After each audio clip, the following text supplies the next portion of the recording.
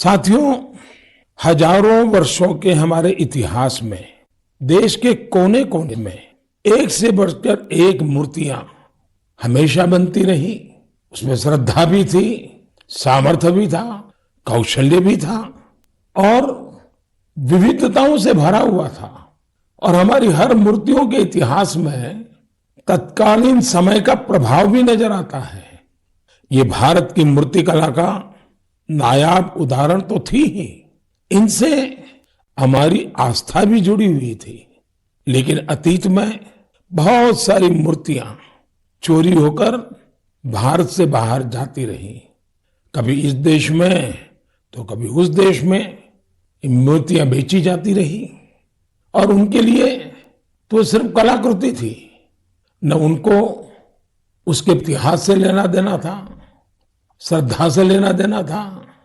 इन मूर्तियों को वापस लाना भारत मां के प्रति हमारा दायित्व है। इन मूर्तियों में भारत की आत्मा का, आस्था का अंश है। इनका एक सांस्कृतिक ऐतिहासिक महत्व भी है।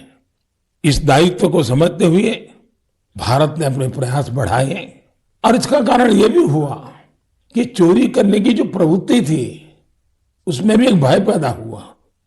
जिन देशों में ये मूर्तियां चोरी करके ले जाई गई थी, अब उन्हें भी लगने लगा कि भारत के साथ रिश्तों में सॉफ्ट पावर का जो डिप्लोमेटिक चैनल होता है उसमें इसका भी बहुत बड़ा महत्व हो सकता है, क्योंकि इसके साथ भारत की भावनाएं जुड़ी हुई है, भारत की श्रद्धा जुड़ी हुई है और एक प्रकार से पीपल टू पीपल रिलेशन में भी ये बहुत ताकत पैदा करता है।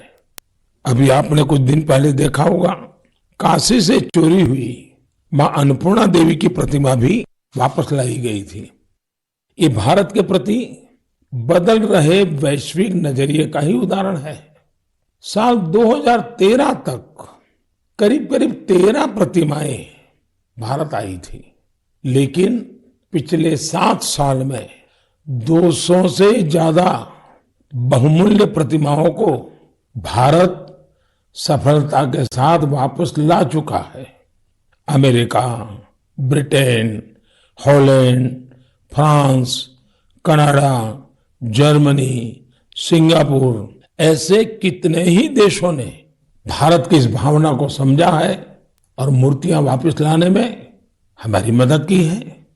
मैं पिछले साल सितंबर में जब अमेरिका गया था तो वहां मुझे काफी पुरानी कई सारी प्रतिमाएं और सांस्कृतिक महत्व की अनेक चीजें प्राप्त हुई। देश की जब कोई बहुमूल्य धरोहर वापस मिलती है तो स्वाभाविक है इतिहास में श्रद्धा रखने वाले, आर्कियोलॉजी में श्रद्धा रखने वाले, आस्था और संस्कृति के साथ जुड़े हुए लोग और एक हिंदुस्तानी के नाते